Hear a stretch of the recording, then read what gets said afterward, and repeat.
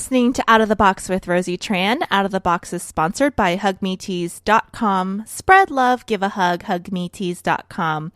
Guys, we are on SoundCloud. I know we've been on SoundCloud for a while, and I always say we've just gotten on SoundCloud, but you know what? The iTunes numbers are awesome, the Stitcher numbers are awesome, and the SoundCloud numbers are sad and with a sad face downward. So please go on soundcloud.com/outoftheboxpodcast and click on the follow button. We only have like 140 something followers. It's really, really sad. It makes me cry all night long. Every single night I'm up, depressed, and worried. So go on soundcloud.com/outoftheboxpodcast, follow us, and listen from there just because it's fun. It's different. If you're already on SoundCloud, why not? And as always, we're on iTunes and Stitcher, and we love positive comments. That helps us out, and it makes us so happy. I am excited because today I have a very special guest. I've actually been trying to get her on here, but my own self has been unorganized and not able to get her. So she is a blogger and a YouTuber and a computer technician. Everyone, Ashley Carey. Yay! Hi. How are you, Ashley? I'm doing well. How are you? Good. Closer to the mic. Okay. I am excited to have you on here. You're also kind of like a political blogger lady. Yeah, I'm a little political about things. I try not to be partisan. I try not to be one side or the other, but I look at things. I really, really enjoy political news and political commentary. I read one of your blogs, and I was very excited about it / sad. You were promoting a local candidate for office, and I was really excited about it, and I know this is very judgmental, but you know, you were talking about how great it was in this alternative candidate, and then I was sad to see that it was another old white male. That's true. And so I just think we need younger blood. If I had been more participating in the selection of candidates like I should have been, and like I always encourage people to be, if I had been more present during the time when the candidates were being elected, then maybe it could have gone a different way, and I think it should, because I mean, old white males are not very representative of Los Angeles community. Even if they have the same viewpoints as I do, sure. There's just something about someone being a physical woman, or you know, just being maybe. I guess people just feel more representative when the person looks like them, and maybe you know that's wrong because people can look like anything and still represent your ideas. Sure. But there's so many old white guys. I'm gonna go out on a limb and say that we've got too many of those representing us, and it doesn't really match up with what our actual population is. It doesn't really match up. But then again, there's cases like in the city of Bell where the representatives did physically match the community, and they were stealing millions of dollars from the community. Oh yeah. So that can be done too, where you're like, hey, I'm just like you guys. And everyone has. Can I say a bad word? Oh, you can say whatever you want, honey. Oh, fuck yeah. Everyone has the propensity to be an asshole, man. We're all born with the ability, and if the door is open and we've got no qualms about it, we'll all be assholes. So, I mean, if it's easier for an old white guy to be an asshole, or Senator Lee, who is Asian, or a guy in New York who is black, there's a lot of room to be corrupt, no matter who you are, or what you look like. But sometimes someone can look the exact opposite of you and represent your ideas. You know, I'm from Louisiana. Bobby Jindal is the governor, and he's Indian American, and he and a lot of people in Louisiana love Bobby Jindal. And there's mostly a lot of white conservatives love Bobby Jindal. It's kind of fun to watch Bobby Jindal talk. He's just got these big, happy eyes. He's so conservative, and I disagree with him on so many issues, but he's so fun to watch. And you know what? Louisiana has the most interesting and weird politics. Unfortunately, I was a fan of Mary Landrieu, but she's out of office now. But, you know, when I was growing up there, I moved out here and everyone was like, oh, was there, a lot of racism down there? And was it horrible growing up in the South? Louisiana, we had a Indian governor, a woman in Senate. And then when I was growing up there for, I think over 40 years, maybe it was less, we had an Asian sheriff. Oh, wow. A Chinese American sheriff. So I was like, not really. That's pretty cool. He was also really, really conservative though. But I want to talk about your blog, your Ferguson blog. So you were on the pro side of Michael Brown. And then after the grand jury facts came out, you decided that Mr. Wilson the officer was in the right. Not exactly. I wouldn't say in the right. I think he handled it the worst way you can handle a situation. I think he could have handled it so many better ways, so many different ways, so many ways that are not fear-based but logic-based. And I understand that in the human condition, it's really difficult to deal with something logically when you're overwhelmed by fear. But that's kind of why we need to keep our fears in check. And racism is fear, hatred's fear, prejudice is fear. And I think prejudice had a lot to do with this. I don't know if it was the main cause, but I think that once the grand jury facts came out and I was able to read the entire testimony, which you read the entire thing. Yeah, I was able to understand why the grand jury came to the conclusion that Darren Wilson didn't kill a black guy in cold blood because he hates black guys, and that was the charge brought against him. What I think is that, and a lot of people have been debating this, who are believing that police brutality is a little bit, sided with racism and that our police force is becoming militarized, is that a lot of people were saying that the Michael Brown case is not a good example because Michael Brown was a criminal, and that's why I think a lot of people are switching to Eric Garner. Yeah. And that switch happened really, really quick. Yeah. I mean, they're both tragic, and I wish neither of them happened, absolutely. But I do agree that Eric Garner is a much better example of someone who was targeted because of how he looks, someone who didn't deserve to be targeted at all, and then someone who was mistreated to the point of death. And what bugged me about the Eric Garner video was that, one, it doesn't take 5 or 6 cops to hold someone down for selling loose cigarettes. I didn't even know that was illegal.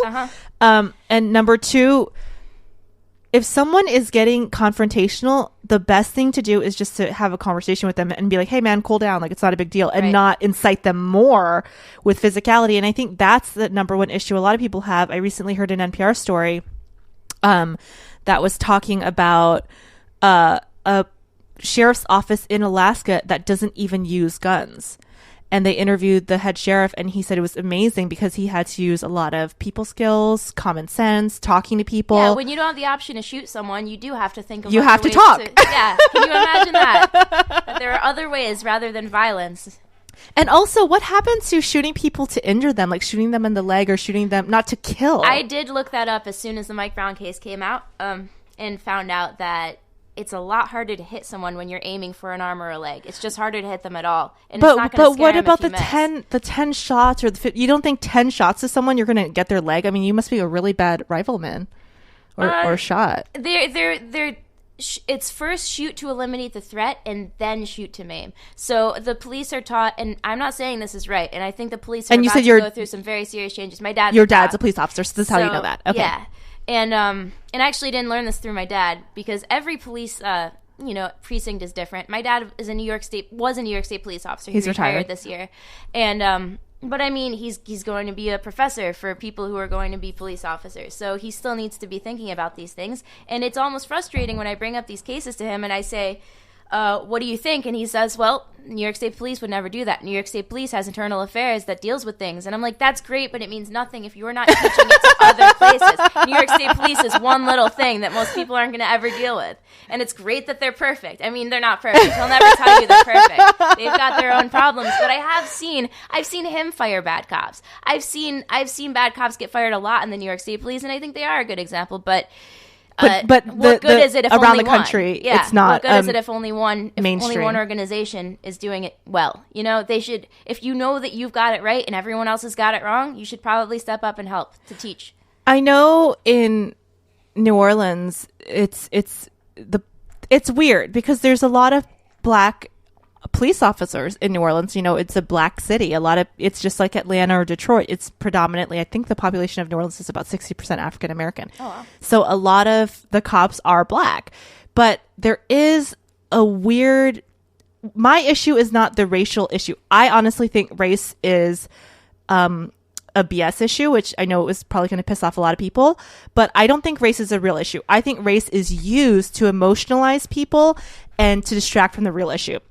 If you watch a lot of the protesters across the city, across the country, a lot of them who are really, really protesting, the issue, quote unquote, is race. But if you really analyze what's going on, a lot of it is poverty. A lot of it is frustration, lack of opportunity, feeling like second-class citizens. Mm-hmm. So race is kind of, I just see it as one of those polarizing issues that people just kind of use to just to incite people. Sure. You know, I just think there certainly are race baiters. I could name you 5 of them. And my dad actually brought up this morning, I made my dad help brief me on this so I could know what I'm talking about. You're so intelligent and well prepared, Ashley.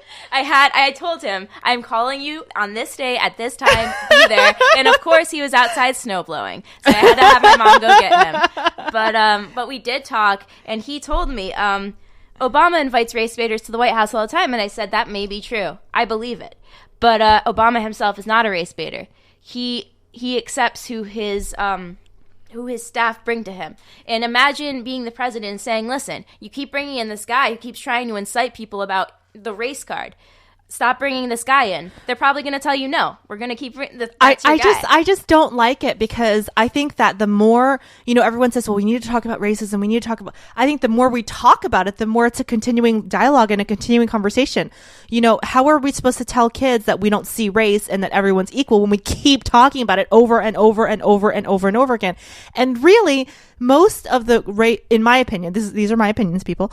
Most of the quote unquote race issues are really class issues, and you know, a lot of the racism can be classism too. You know, sure. A lot of this happens to poor Latinos, you know, or urban looking Latinos. A lot of this happens. There's an extreme amount of it with Middle Eastern people, and that, you know, that has nothing to do with being up, you know, whatever. And there's also, you know, if you see a ghetto looking white guy or whatever. Mm-hmm. So it's more just judging. I do think that race is a part of the issue.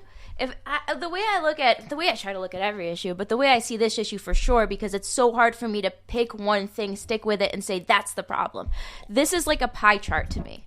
This issue that people are protesting, this thing that people are up in arms about, things that divide our country like this. Because if at my office at work, this comes up constantly, and I just don't want to talk about it because it totally overwhelms my brain.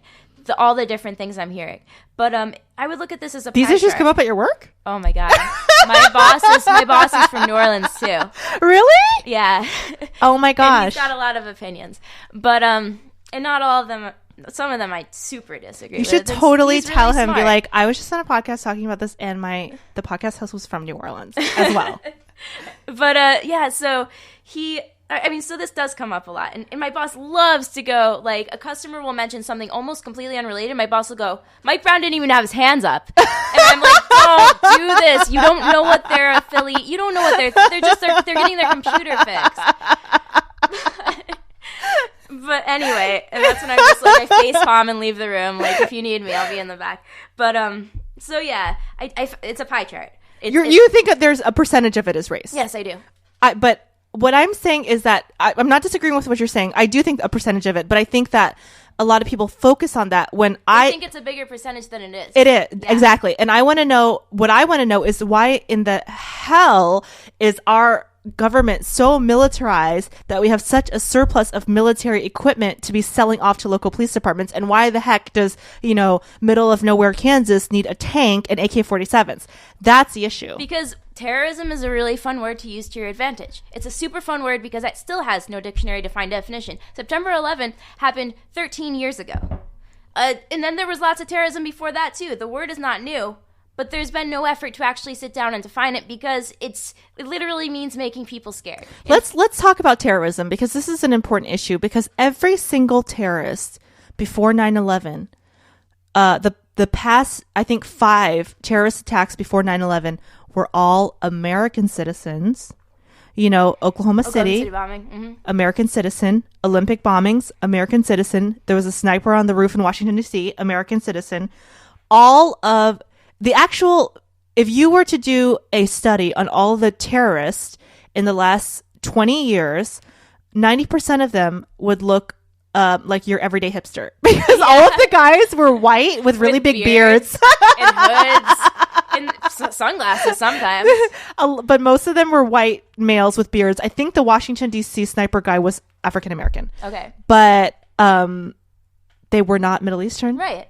Sure. Yeah, 9/11 scared the shit out of us. Sure, 9/11 was scary. I'm from New York. My dad was a first responder. I was 12, and I was like, my dad's gonna die. That's it. This is the end. But 9/11 was really freaking scary. But what's the worst part about 9/11? Yeah, I mean, the worst part about 9/11 is how many innocent people died. A very, very close second is the amount of fear that the American security theater brought into and the freedoms that we've lost. And we still use something that happened 13 years ago that has no dictionary defined definition, something called terrorism. We use that to militarize our police. We use it to make our lives hell at the airport. We use it to take away people's right to privacy. The expectation to privacy is just completely deteriorating. It's not considered important enough anymore to give people their freedoms as long as it protects from something that might hurt a couple people. It makes more sense for our government for monetary reasons to spend all this. They have deals with these contractors who make the weapons and the bullets and the rubber bullets. And do you think we're becoming a militarized society? I think it's slowly happening, but I don't think it's going to be allowed to happen completely the way it would in a dictatorship or a totalitarian government. Do you think we're becoming a pre-World War II Germany? No, I don't think that we'd let that happen. I don't think Americans would let that happen, because if you were to talk to America about how they feel about this, most people are upset. Most people are upset about the NSA stuff, and it's going to have to change, because the government, no matter how hard it tries to go against what the people say, you can't deny the fact that we live in a democracy. Now, if there was some kind of offer on the table to take away our right to vote, I'd be real scared. I would be really scared. I would be saying the things that I hear some people saying right now. Okay, a couple questions.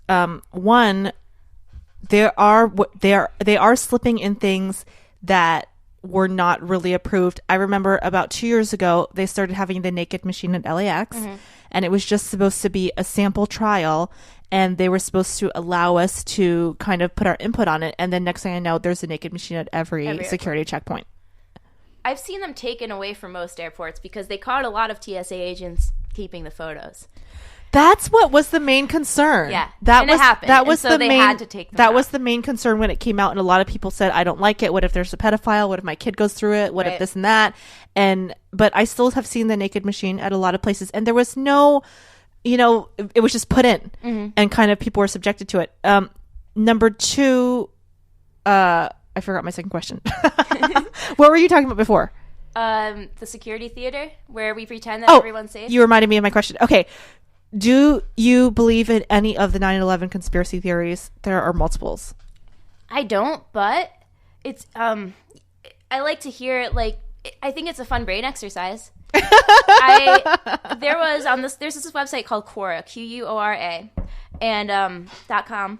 And I love it because it's like an intellectual Reddit that's just text-based. And people are just asking questions, and then experts in the field are answering them, or people who just happen to know a lot about that subject are answering them. Someone said, what brought down Tower 7 on 9/11? Because there's no one really knows for sure exactly why. And someone came in and wrote an extremely well-thought-out, intelligent, fact-based response saying it was explosives. And I was like, I'm almost convinced now from reading this one Quora post. It's almost completely changed my opinion. And then I kept reading the comments like, you know what? I've never considered the conspiracy theories, but that actually kind of checks out to me. Then somebody finally comes in and says, the explosive that you're talking about is made from titanium and aluminum, both of which were made to build the Twin Towers, that they were embedded in the steel. So what they found was not residue of explosives, but it was just crumbled up metals that resemble explosives. And I was like, still, that was a great read.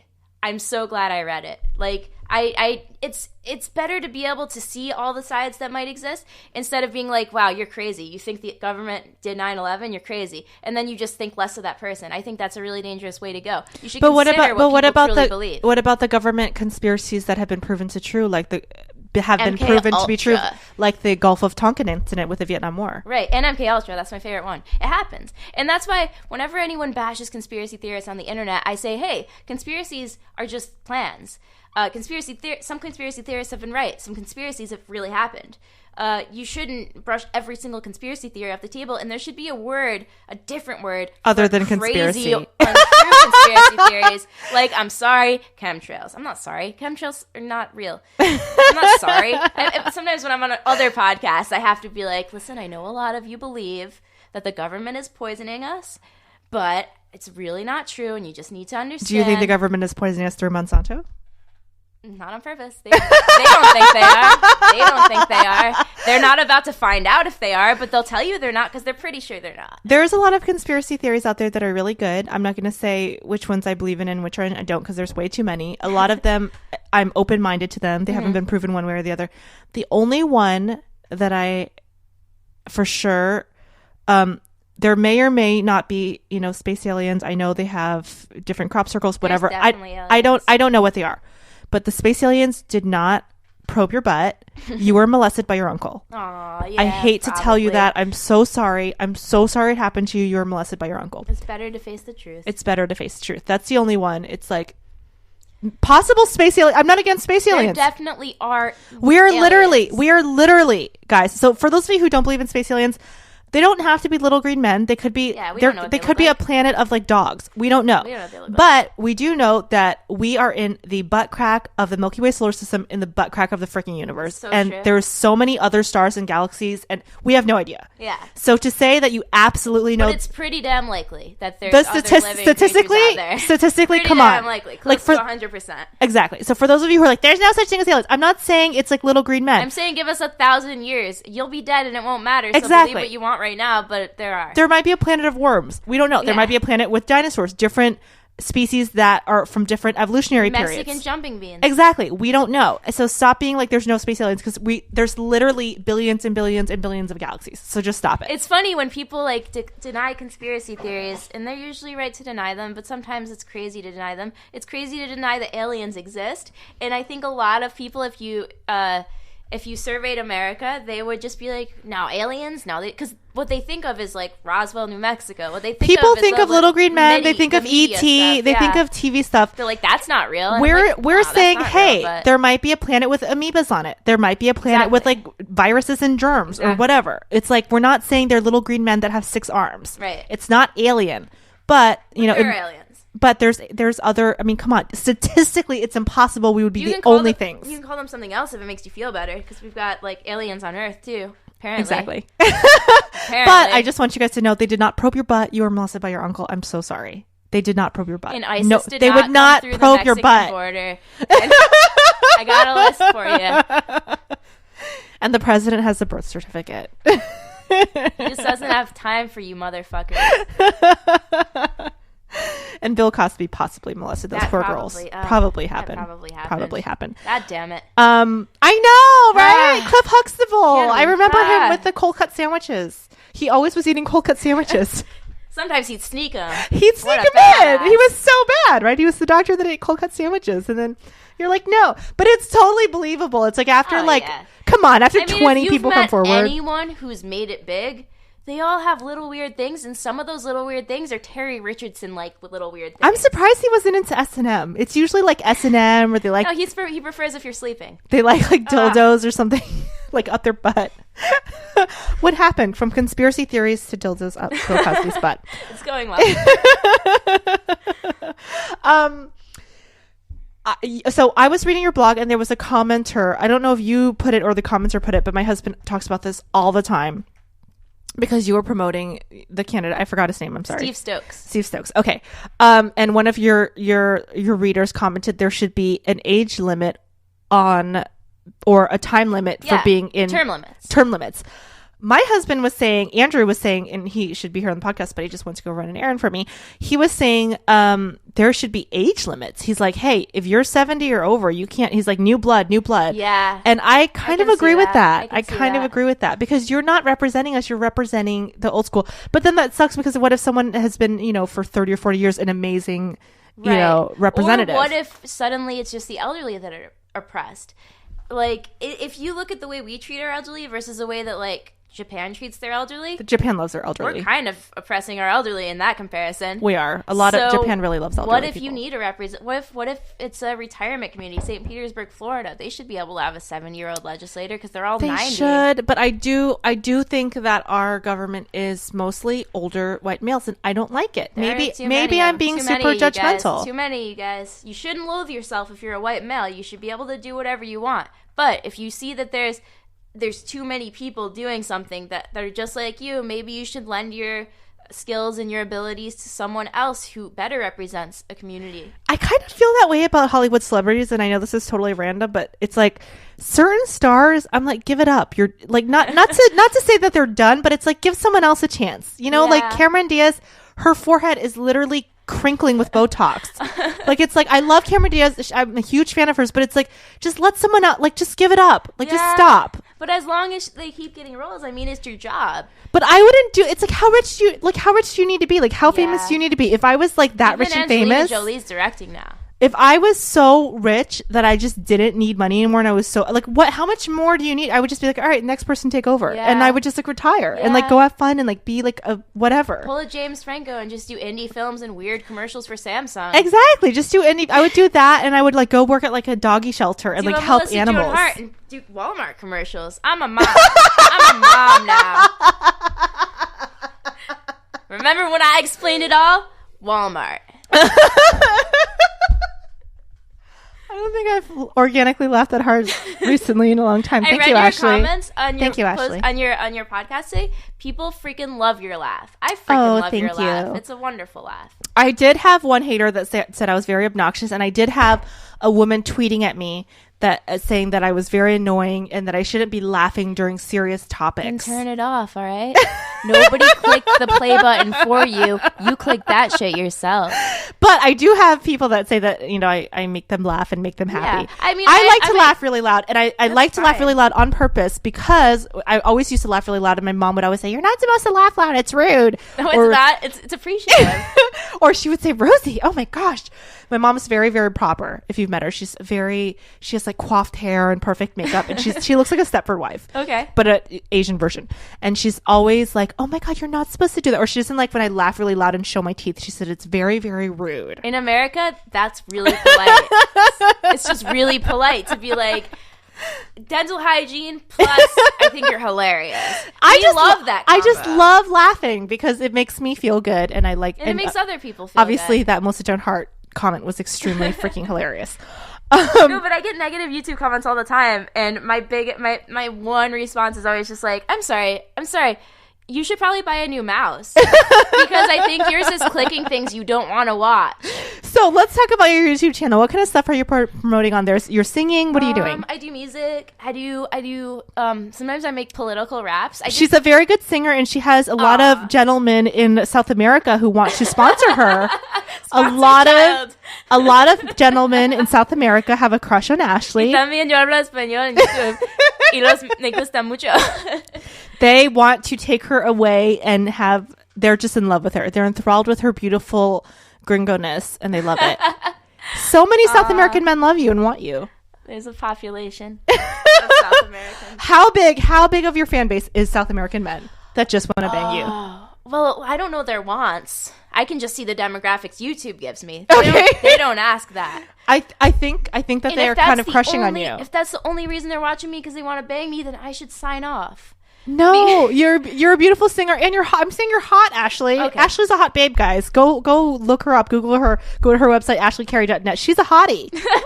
There will be a picture of me sitting in front of my parents. I took this picture in front of my parents' shower curtain when I was like just out of high school, and I'm pointing up at the sky so I could Photoshop it later and look like I'm pointing at my menu bar. How cute is she? So adorable. Okay, so talk about your YouTube channel. Okay, you're singing on there. You're doing political raps, politics. I talk about things like net neutrality because I just don't think a lot of people understand what it is. All right, let's talk about it then. Oh my gosh, let's tell please. everyone. Let's vet. I want you to come on my podcast and talk about what you're an expert in. That's the first time anyone's ever said that to me. Okay, let's talk about net neutrality. People have me on their podcast to talk about stuff I don't know anything about. People have you on their podcast because you're hot and you're bringing the Latin American boys as listeners. You can't even see me. I know, that's what my friend said. Every time I go on my friend's podcast, he said the numbers spike because a lot of his fans have yellow fever. And he's like, I don't get it. They can't even see you. I'm imagining an Asian girl, and she's got the cutest laugh. So let's talk about net neutrality. Net So what neutrality. don't people understand about This it? is What is important major. about it? Okay, so the argument right now about net neutrality is, and this is something I want the internet to be classified as a Title II utility. And that means that it's under like electricity, and it's a utility. You know what a utility is. if it's classified legally as a utility, that means that the FCC can regulate it as a utility. That doesn't mean that the FCC is going to shut down the Pirate Bay. That wasn't the FCC at all. It doesn't mean the FCC is going to make the internet slower. They're not going to do that. And that's sort of the opposite argument. I never thought there would be an opposite argument to what I'm saying right now. And there wasn't for a very long time until about 2 months ago. That's when I first started hearing American citizens come out against net neutrality, and I was like, oh wow. So what is the argument against it? Why would you be against the internet being neutral? Well, the reason that you want it to be utility is because that means that companies like Comcast and Time Warner Cable can't charge you for what you're doing. They can't watch what you're doing and say, hey, you watch a lot of Netflix, why don't you buy our Netflix package? Or, hey, you like Wikipedia? Buy the package with Wikipedia and Google. So is that kind of like when I go on overstock.com and I look up a certain T-shirt, and then every single time I go to Google, if I don't clear my cookies, I see that T-shirt on the side. Okay, that's legal. That's legal. I advertise sometimes. I kind of appreciate it, but I understand why it's weird. What do you advertise? My business. I'm the head of marketing and the head of everything else. But I do a lot of marketing. So you advertise yourself as a marketer? I started as a marketer there, but now I'm a tech because I accidentally learned how to fix computers. But at your company, you mean? Yeah. Okay. But anyway, so yeah, it's a computer company. But so the reason that you want that is because the way that cable comes in packages, predetermined packages, and if you want, like, say you're from the Middle East and you want Al Jazeera added on, you have to pay every month for that. Or say you want HBO, you have to add on for that. That's how the internet providers would like the internet to work, because it would be cheaper for them. So basically, the internet service providers are angry that they're having to deliver your internet service no matter what you're doing. They would love to be able to charge you extra for large amounts of data. So I understand that. Why would people be against that? Oh, well, because what are the people coming out saying against it? I don't get it. Comcast and Time Warner Cable and all that group of people were planning their rebuttal for a long time, and they just came out, and they're really good at having a lot of money and hiring people who are good at, like, making this sound like it makes sense. They're saying that if we give the FCC the power of Title II classification, the FCC will fuck us over by making our internet slower. The FCC will make our internet slower. The FCC will make our internet more expensive. The FCC will make they'll put the internet service providers in this corner and force them to make our lives so much worse and make our internet so much slower. Their PR people and their marketing people to sway public opinion. Is that what you're saying? Yeah. Is that kind of like when the whole GMO labeling bills came out and all of the ads were saying, oh, GMO labeling is going to make your grocery bill go up to $2,000? Only if you're going to be a dick about it. That's okay. Listen, this is how you can spot a phony argument from a mile away. If their only response to a political movement is, well, no, that's going to make us have to charge you more. That's them being a dick about it. So that came up with the GMO labeling. They're like, do you know how much that ink is going to cost? We're going to have to charge you so much more. No, you're fucking not. And when Dodd-Frank was passed a few years ago for the financial reform bill, credit card companies were like, oh, now we're going to have to charge you way more per swipe. How about 3% now? I know it was 1.5%. We're going to have to double that because the government. No, not because the government. It's because you're an asshole. It's because you were so used to getting way too much profit. You don't want, I know it's the American dream to not lose profit ever. And that's sort of the point of capitalism. Did you just check your bicep? No. I saw red on my arm, but it's a scar I've always had. Okay. Just making sure it's still there. Just so you guys know, because this is an audio only podcast and you can't see Ashley's loveliness. She's very animated and actually very passionate about this. She looks like an Italian right now. She's I am an Italian. You are? Yeah. You're so Italian then. You're so Italian. I'm like one of the four of us in Los Angeles. She's waving her arms frantically around as she's explaining net neutrality, and I'm very impressed. This is how they taught me to talk. And she just did a bicep check. So you're an Italian from New York. That's such a stereotype. Half Italian. What's the other half? Irish. Okay. That's where the name comes from. That's very New York also. Yeah. Irish Italian is everyone I've ever met. Okay. So basically, they're going around with their PR firms and marketing firms, and they're trying to get people to think that this is a bad thing. Please don't make me hit you. That's their argument. It's a domestic abuse argument. Oh my God, I thought you were going to hit me. No. Oh my God, no, I'm sorry. I can see how you might have thought that. I'm like, am I explaining this wrong? I'm sorry, Ashley. I can see how you might have thought that. I did look a little bit threatening. I used my hands. She's using her hands. Fist. I'm sorry. I'm sorry. I didn't mean Okay, that at I'm all. sorry. I explained the issue incorrectly, Ashley. No. There's okay. You know how domestic abusers say like, "You make me hit you." They say that's what Comcast is saying about net neutrality. That's what their bullshit argument is. You're gonna make us abuse you. If you allow the FCC to do that, they're gonna put us into a corner and we're gonna have to fuck you. We're gonna have to screw you over. Don't make us hit you. That's what they're saying. Anytime any company uses that excuse, you can tell them to fuck themselves. So what do you think people think net neutrality is about? You're saying you always talk to people and they're misinformed about it. They think it's something else. Most people that I talk to don't know much about it, and they're just like, that makes sense. I agree with you. But I made a couple videos about this. In my last video that I made, it's on your YouTube channel. Yeah, what's your YouTube channel? Broke the Interweb. Broke the Interweb. All right, guys, check it out. It's quite an old name. But so the last one I did, I had already made a video where I come out and say that I'm absolutely pro Title II classification. Then I made another video where I went over what net neutrality is, why it's important, blah, blah, and I didn't really state my opinion again because I thought it was obvious. And I was immediately retweeted and praised by this conservative guy who said, see, Ashley Carey's right. We need to stop net neutrality in its tracks. And you're like, no! And I was like, oh boy, I really think you misunderstood me. We need to keep net neutrality going. And he was like, what? Well, I must have misunderstood then. And I was like, wait, let's talk this out. And we did through Twitter. You can see it. Back and forth. Oh my God, I can't believe you do that. I totally do not interact with people at all on Twitter in that way because I did it twice and it turned into this really, really long Twitter back and forth. This was only 4 tweets total. It's so hard to interact with people when it's 140 characters and you can't explain the argument clearly. Anyway, so I can't believe you did that. You're brave. Well, I don't usually, but most of my tweets are like, "Hola, Ashley, I love you so much. Kisses from Ecuador." And I'm like, they are. Guys, follow her on Twitter. They are. And I'm like, they are. I just favorite it, and I'm like, thank you. It's Miguel. Will you marry me? In Venezuela, I'm telling you guys, she has the biggest South American fan base. I'm full of myself. No, she really does. She really does. It's so hilarious. Okay, But so yeah, are you sure no one's looking for a green card? I can't help you if you are. I used to live with illegal Canadians. They're do your thing, man. Just file as 1099. Okay, so tell me about the back and forth with this guy. Okay, God, I wish I could remember it more clearly. He was just saying, he was quoting, I mean, this is how I found out that Comcast had come out with their counter-argument. It was through this guy. Okay. And this guy does not have any affiliation with Comcast. He's a regular American citizen who thought he agreed with Was he misunderstanding the Comcast argument? No, he was understanding it perfectly, and he was quoting it because he believed it. He said, no, we need less government interference in the internet if we want it to remain free. Listen, I run a business. I understand that too much government interference can screw your business to the point of it not existing anymore.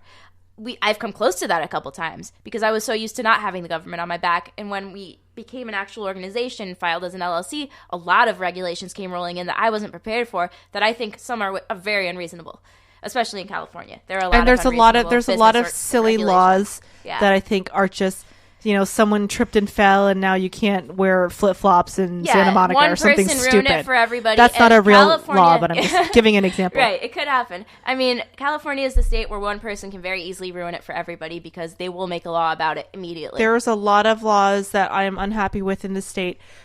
Side note, before you go on, the one law I am happy about, thank you, Governor Jerry Brown, puppies are now allowed at restaurants. Thank you so much. Starting January 1st, Jerry Brown. Dinner's about to get cuter. Woo! Thank you, Jerry Brown. I love you. Puppies are now allowed in restaurants. And if you don't like dogs, that's your problem. I'm sorry because I have 2 puppies and they're allowed now at restaurants. You cannot refuse puppies. That's so cute. Did you know about that, Ashley? I didn't know about that. Did you know when that starting January 1st, it has been mandated that not just service dogs, before it was service dogs only, all puppies are allowed if a restaurant has an outdoor patio area. They are allowed. They're not allowed inside or by the kitchen. That's okay. But if there's an outdoor patio area, all dogs in the state of California are now allowed to dine with their parents. That's pet perfect. Parents. That's perfect. And this is how it is in Europe. There's dogs everywhere in the outdoor patios. It doesn't make any sense. It's an outdoor patio. I could see if the dog was aggressive. I get the indoors thing. You don't. I get the indoors thing. I get the indoors thing. It might be bad for health, but outdoors is outdoors. The only it's not smoking. If you have an aggressive dog, if someone is allergic, they can sit away from you. I don't really understand. There's dogs everywhere. You could be sitting on a patio and a dog could be walking by if you're allergic. That's not everyone's responsibility. That's true.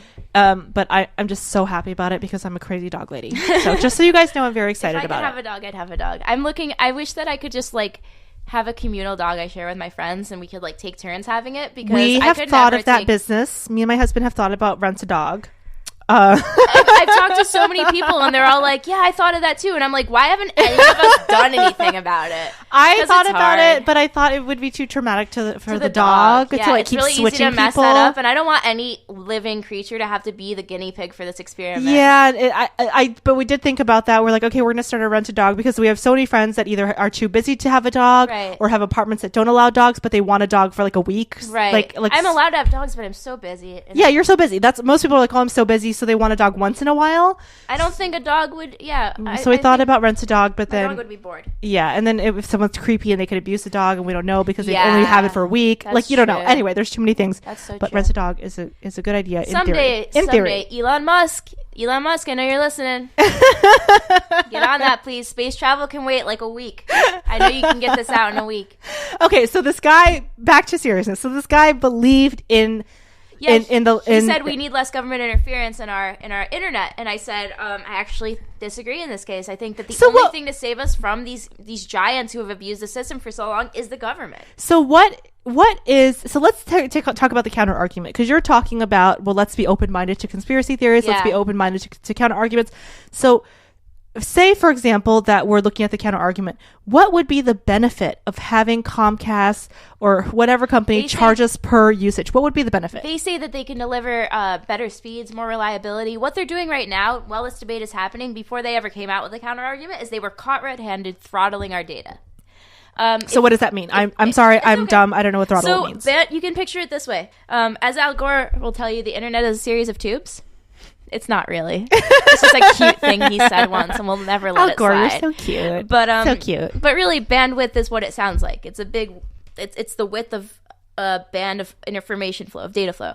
And throttling means they're making that band tighter and tighter and tighter, so that your data flow gets slower and slower. And what is the benefit for them to do this? Because it's easier on their servers if they can throttle your bandwidth. But wouldn't you want fast service from Comcast? You want it. They don't want you to have it because it costs them more money to keep those servers going. Got it. So Okay. they're doing it in a I was just playing devil's advocate by that's asking questions. Perfect. You need that. Don't punch me. Please don't punch me, Ashley. Don't make me hit you. So no, they're throttling your bandwidth because it's cheaper on their service to do that, and they're doing it in a way that's slow. They're doing it in a way that's slow but surely happening, but hoping people don't notice. And most people didn't notice, but you know who noticed? Netflix and YouTube. And because they were doing it mostly on their websites. So people were complaining to Netflix, hey, my internet's fast except when I go to Netflix, and then it's really slow. What are you doing, Netflix? And they're like, and Netflix is like, oh, do you want to know what's really happening? You're being throttled by your ISP. We caught them. Let me show you. So Netflix now has a notice that they'll tell you, oh, you're being throttled right now. They'll tell you. And Comcast and Comcast is like, can you not tell people that? And Netflix is like, sorry, maybe you shouldn't be little bitches. You should give them their full bandwidth. You shouldn't be throttling our website. No customer agreed to have that happen. And then the same thing with YouTube. If your YouTube video starts cutting out, they don't even check if they're throttling you. They go, having trouble with connections? Click here to find out why. And they're like, and then you click here, and they're like, you have Comcast. They're bitches. It's their fault, not ours. We're doing our best. Okay. Kudos to them for being honest about it, because really people don't know who to blame when there's a computer problem. So even if you're buying the fastest internet from Comcast, they'll still throttle you. So it doesn't matter. Those are the people they'll throttle the most, because those are the people who have the widest bandwidth to throttle. And then they'll hope you don't notice. So why would you pay more? Why wouldn't you pay less? Why wouldn't you buy the cheapest, slowest internet package? Throttle whatever you're paying. Throttle it lower. I feel like throttle sounds very sexual. I love that word.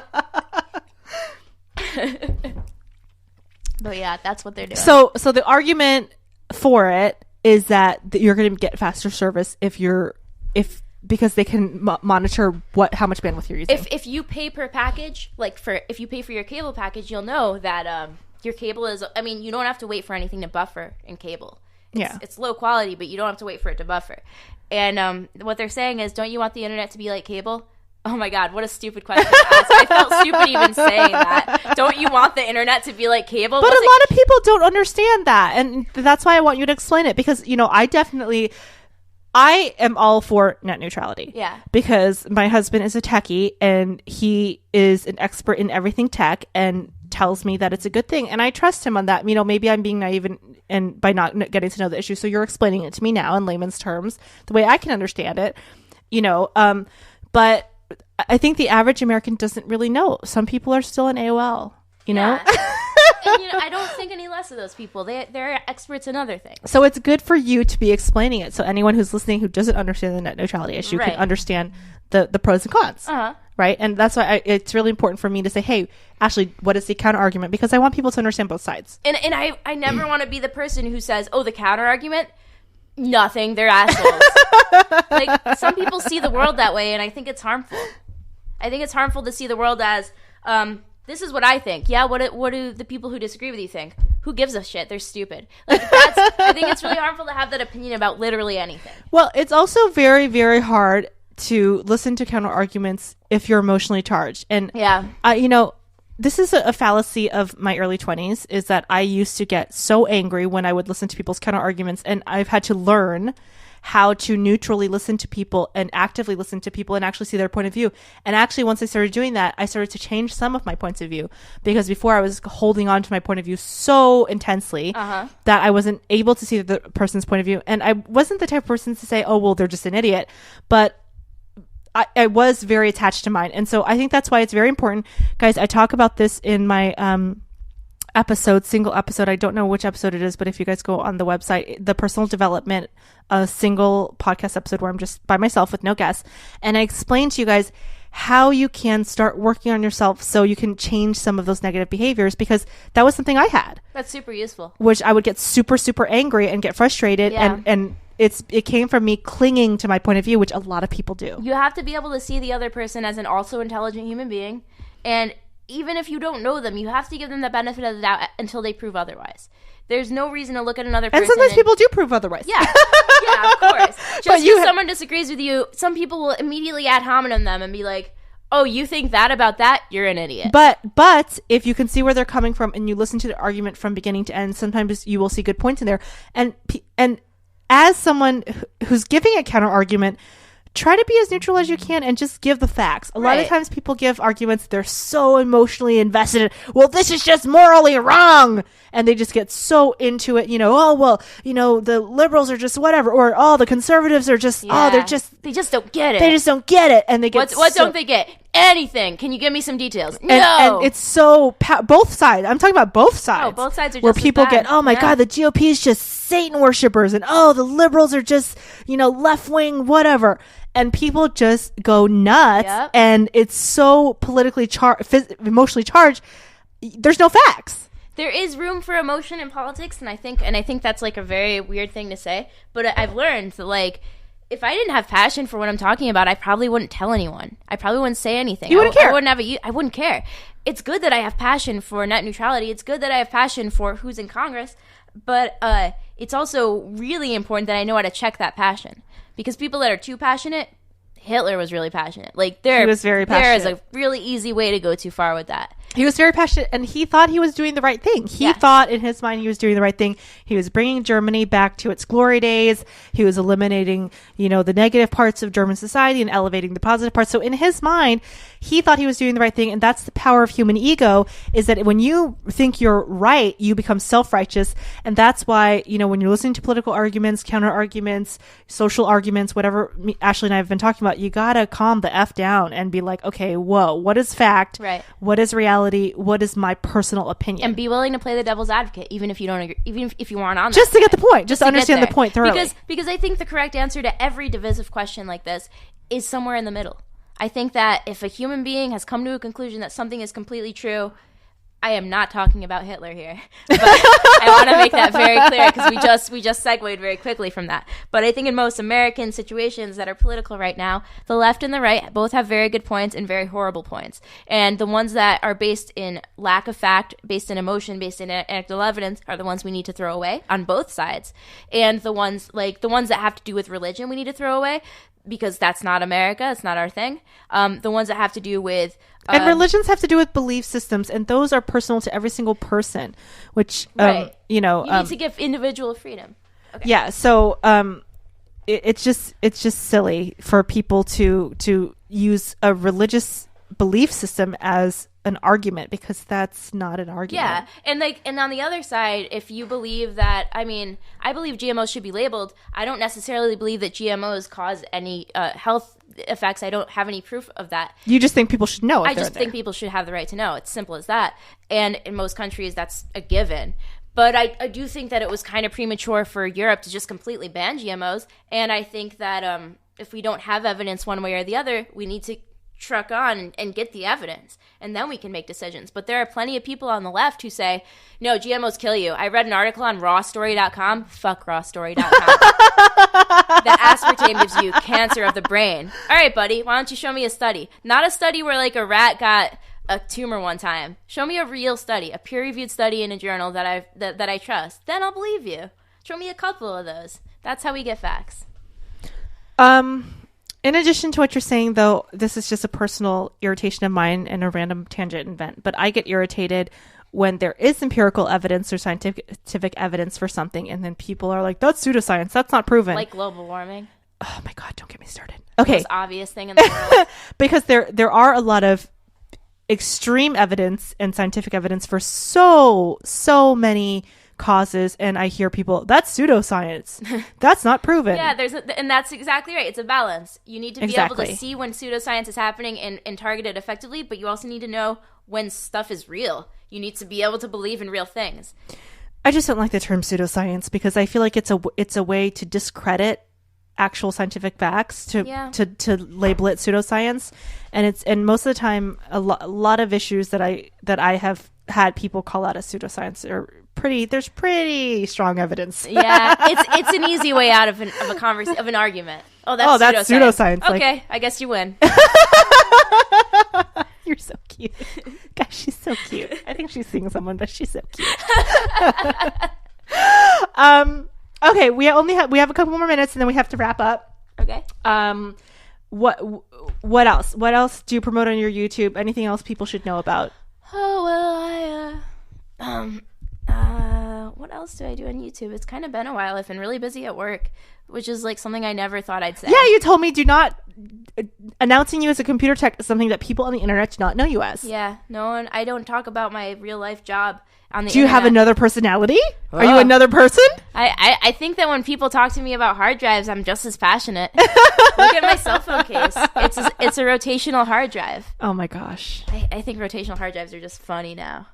She's really smart, guys. She's also smart, and she can sing. Yeah, la la la la.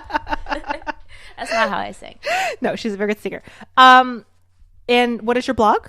broketheinterweb.tumblr.com is my blog, and my Twitter is Ashley Carey, and my YouTube is Broke the Interweb too. Yeah, and we'll put links on the website. Guys, go to outoftheboxpodcast.com, and we will have all the links with Ashley, and we'll have a cute little picture of her posted on there. So you guys can follow her as well. And we're going to take a selfie after this. Go to Rosie's Instagram. Oh my God, I totally do not want to take a selfie. I have hat hair. I just had a baseball hat on. But I already announced it, so now it's real. Oh my gosh. I have no makeup on. Really cute. I have no makeup on, and I have hat hair, guys. I have Subway hair. I don't know if this is going to happen. I think we're even. David Seaman came over and did my podcast about 4 weeks ago, and he took a picture of me, and it was awful, and I really want him to take it off Instagram. There's actually a selfie of me, you, and David. I met Rosie through David. I like that selfie of us, We're even cute. though I look really dark because the shadow is weird on me. However... I think you mean swarthy? I don't know. Attractive and dark? No, dark like there's a huge shadow on my face. Not like tan. And then he came over, and we tried to take a selfie, but it was really weird because... I don't know why it was weird, but he couldn't take the selfie, and he didn't like the way he looked. Because his heart wasn't in it. I don't know. He wanted to take the selfie. He's like, we need to take a selfie. So we tried to take a selfie and look weird. He goes, why don't I just take a... because he wanted me and him with the mic in the picture.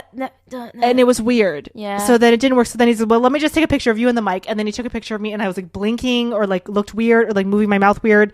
And then he's like, okay, great. I posted it to Instagram. I'm like, no! Yeah, but I look great, Rosie. I look great.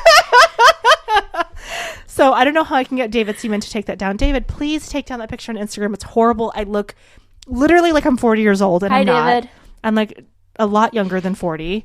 I look like a 40 or 50-year-old grumpy Asian woman, and I'm not that age at all. Okay, so we have to wrap up. Guys, go on her Twitter and follow her, and go on her Tumblr and read her very intellectual and political and socially, I say a lot of swears, so if you don't like swears, stimulating words. And her argument against the Michael Brown incident, not against it. She is anti-police brutality. I'm anti-pro. I just try to keep it real. And read her argument. It's a good argument. You know, she told me, hey, read this argument and see if you want me on the podcast. And I read it, and I still wanted her on the podcast. And I'm in. And also, the most important thing is to visit our website and also go on iTunes and Stitcher and leave positive comments. Guys, more positive comments.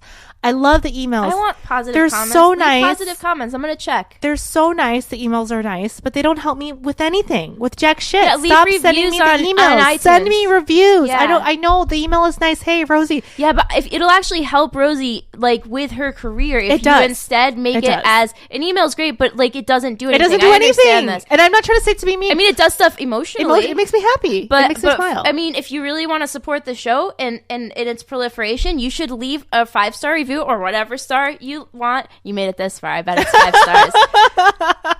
and write about her cute laugh there, because then more people will listen to hear the cute laugh. She's good at marketing. Did you hear? She's so great.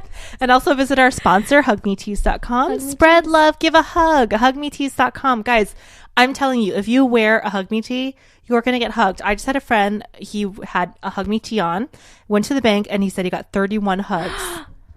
So go on hugmetees.com and spread love by buying a Hug Me tees. Some of the profits go to help shelter animals. So why not? This has been Out of the Box Podcast with Rosie Tran.